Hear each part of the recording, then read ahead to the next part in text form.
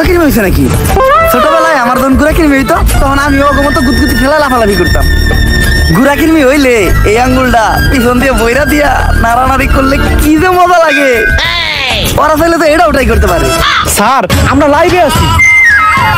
এটা আগে কবি না? দর্শক, আমি রিপোর্টার ঝটকা ফুটকা টিভি থেকে, আর এখন আমরা সরাসরি আছি শাহবাগে। আর আপনারা দেখতেই পাচ্ছেন শাহবাগীদের তাণ্ডবে শাহবাগ পুরাই উত্তাল, তাতে আমাদের ছেড়ে যায় নাই কোনো। খুব শীঘ্রই আমরা কোনো একটা শাহবাগীর সাথে কথা বলে জানবো যে তারা কিসের জন্য, কিসের দাবিতে এই শাহবাগের মোড়ে একত্রিত হয়ে গন্ধ ছড়াচ্ছে। মূল আলোচনায় যাওয়ার আগে ক্যামেরাটা ভালো করে মুইছা নেই, ক্যামেরা ময়লা থাকতে পারে। ও ক্যামেরা মুইছেই লাভ কি? পিছেই তো গু। স্যার ঘুমানে পিছে তো শাহবাগী। তুই অঙ্ক বুঝোস না। শাহবাগী গো গায়ে থেকে কি আহে? স্যার গন্ধ। গন্ধ সমান সমান কি? স্যার গু। তার মানে শাহবাগী সমান সমান কি? স্যার গু। বুঝছি এইবার। দর্শক, আমরা প্রথমেই কথা বলবো বেডা আক্তার বেডি উর্ফে ডান্ডা ছাড়া সান্ডা শাহবাগীদের একজন সর্দারের সাথে।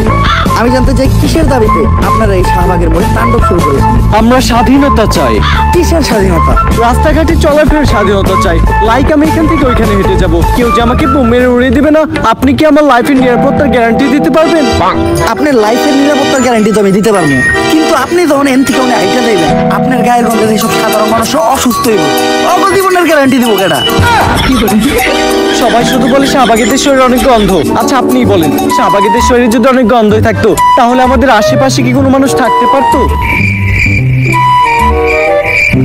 একটু ভালো করে চোখ মিলে দেখেন, আপনাকে আশেপাশে আমরা দুজন ছাড়া কেউই নেই। অলরেডি শাহবাগী গায়ের গন্ধে এই জায়গা ফেরে সবাই পালাই। কই আপনি তো গন্ধ পাচ্ছেন না?